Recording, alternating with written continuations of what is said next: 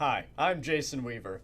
I say things that are sometimes amusing, and then Eric says something disarming. I have an echidna penis. Fantastic! Today's show is brought to you by Arms Corporation. Surely you know Arms Corporation. Smooth, detailed animation, thought-provoking storytelling, genuine heart and creativity. These are all things they do not have. They've produced shows like Master of Martial Arts in the first 2 seasons of Iki Tosen and Elfen Lied. So when your greatest achievement has been so critically polarizing at best, how could anyone be disappointed when the bar has already been set so low? Due to the episodic nature of this show, we'll be going through each of its story arcs as quickly and as best we can. Ready, Eric? Wait, I have to poop like it's no one's business. That is no one's business. Jesus.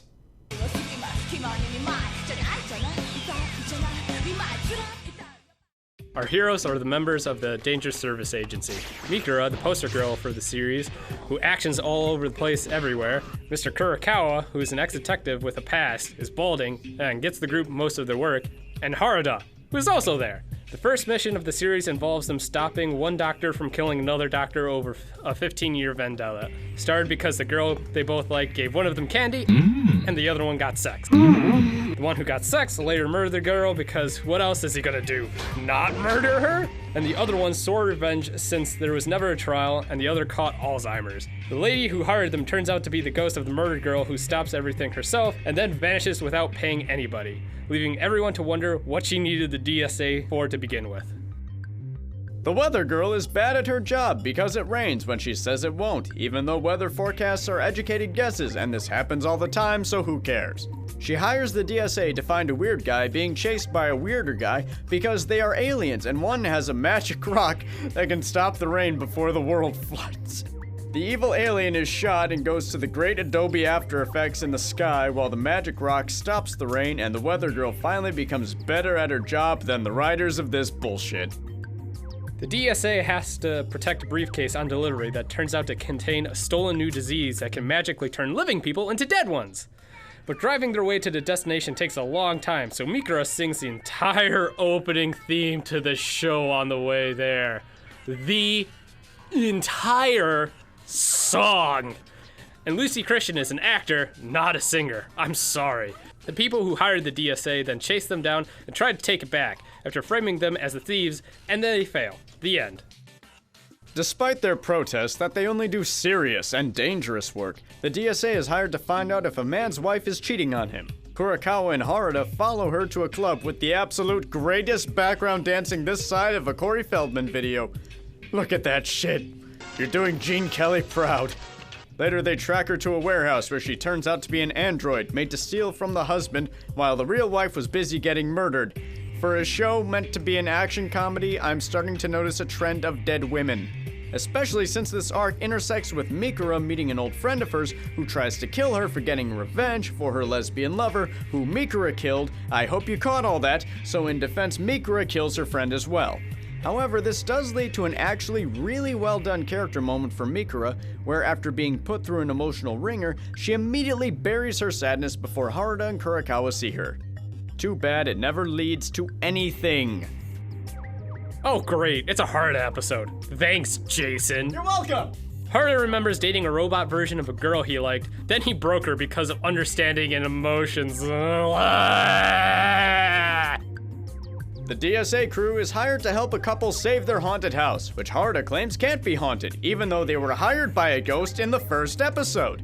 Anyway, the couple killed their child accidentally somehow, and Mr. Kurakawa yodeled at her grave. Humans are scarier than ghosts. Ghosts can't yodel. Yodeling. You think she can hear me? Look, she's smiling. What the fuck is going on? There's a girl named Asami, who follows Mika around, worshipping her and getting into danger. Mika goes into a total recall machine, and Asami goes in after her to see all kinds of crazy stuff, and okay, seen enough of that one. Mikura gets hired to kill a murdering clown by the murdering clown. If it seems like we're skipping through this shit, it's because we are! The DSA has to transport a cursed mummy, but it turns out the curse is just a guy killing people. Fuck this shit. There's a phantom serial killer on the loose, but it turns out to be a cell phone virus that hypnotizes people into committing the murder and then killing themselves. A fascinating look into not how cell phones or hypnotism works. Police chief tries to kill the DSA because he looks like a walrus, but they reveal him to be a pedophile, and then there's a flash forward to some bullshit with a Mexican pirate on a tank. I don't care, we're done.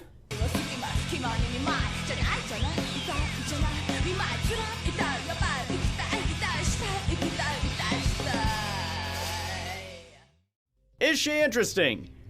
Kind of. More so than anyone else in the show, though that isn't saying much.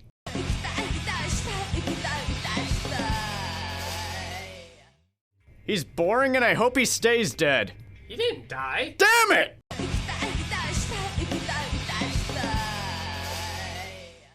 Bald Noodles Detective.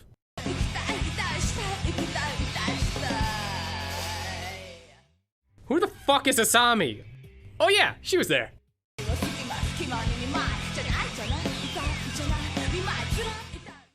I have no idea what Mezzo DSA was trying to do, but it failed at everything. Side story plots go all over the place between ghosts, aliens, gangs. I think there was a zombie somewhere in it. The animation is stiff. It looks like all the characters fighting look like they were string puppets. I watched the Japanese sub, and it's not much better. Asami seems to whisper every line she says, and after a while, I think the translator just gave up trying to give Hirakawa's lines any context. It's bad. Just don't. Just don't. Don't. No! No!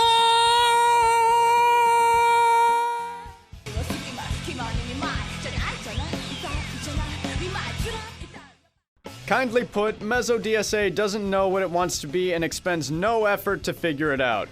Ghosts and aliens, total recall machines in some episodes, and the others are more grounded and dramatic, but for such an inconsistent show, it still manages to be shockingly predictable. No fewer than 3 times in a row was "the client was the bad guy all along" cliche used as a cheap go-to twist. The animation becomes so poor at one point that to pad out the show, the same 4 clips are recycled while Mikura's voice actress sings the entire opening theme to the show, and not well. Music is so poorly mixed that it often drowns out dialogue, and the only bright spots to be found are in Mikura having a decent mid-season character arc.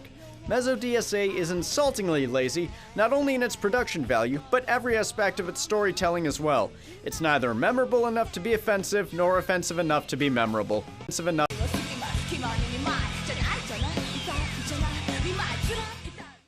More like so disappointing. Kill me.